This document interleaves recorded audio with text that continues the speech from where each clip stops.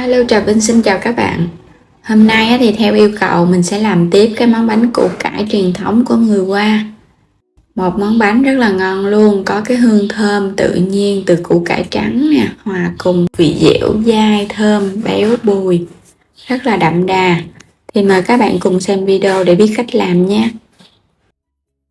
Ở đây thì mình chuẩn bị là 200g bột gạo nha. Mình dùng cái loại hạt 30g bột năng tương đương 2 muỗng canh, 500ml nước, 2 muỗng canh dung mình cho vô hết.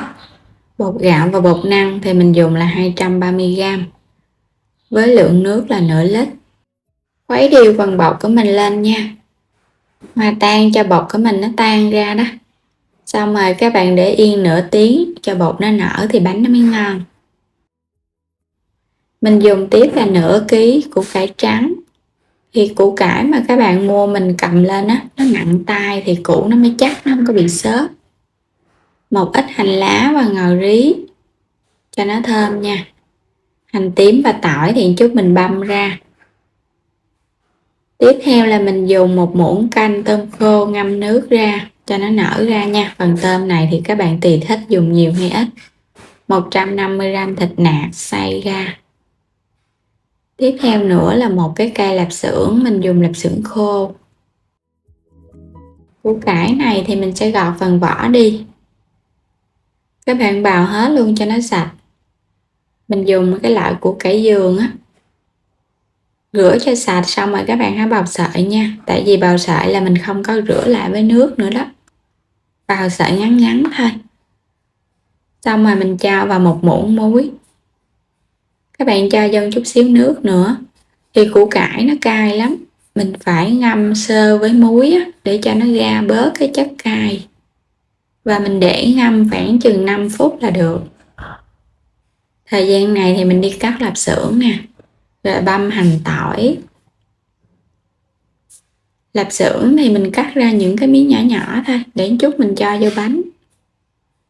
Hành lá và ngò mình cắt chung luôn, cắt nhuyễn nhuyễn ra. Quay trở lại thì mình để được 5 phút rồi. Bây giờ các bạn sẽ vớt nó lên nha, và mình sẽ bóp cho nó ra hết cái chất cay nồng cũng như là cái nước muối này nè, cho nó khô ráo luôn. Rồi cho qua một bên, không có xả lại với nước nha. Rồi vậy là được rồi nè. Bây giờ vớt tôm khô lên luôn. Thì mình để cho nó ráo nước. Bây giờ đi xào. Cho vào khoảng 2 muỗng canh dầu ăn. Mình cho cái phần hành tím và tỏi băm vô. Phi thơm nó lên. Hành tỏi nó dậy mùi hương thơm lên là được rồi. Bây giờ thì mình sẽ lấy thịt cho vô. Cho thịt vô các bạn xào cho thịt nó săn.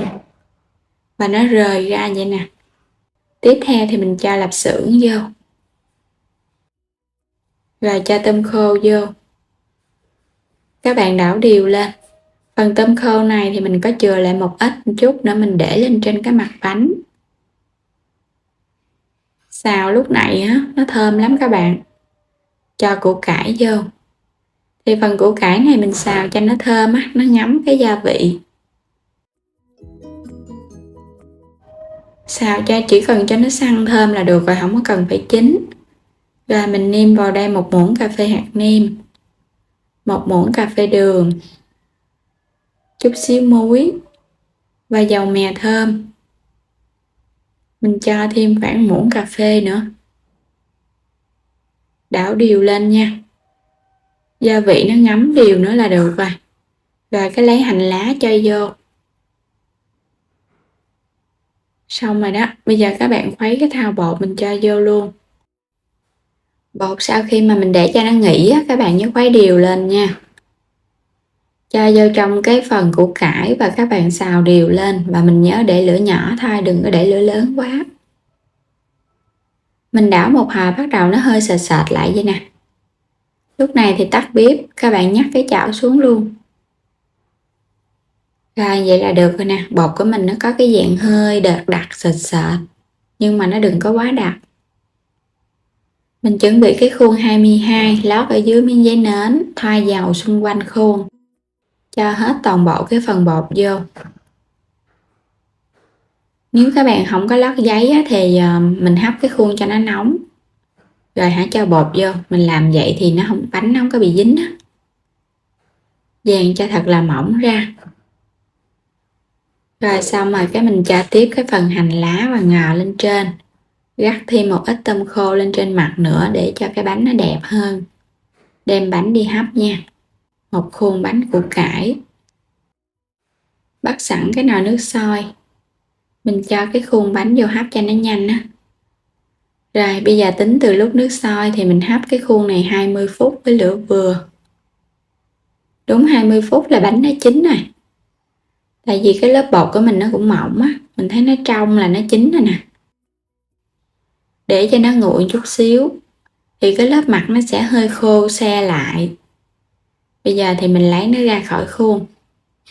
Nó tróc lóc rồi các bạn, nó không có dính. Nhìn nó có cái độ bóng ngon nè.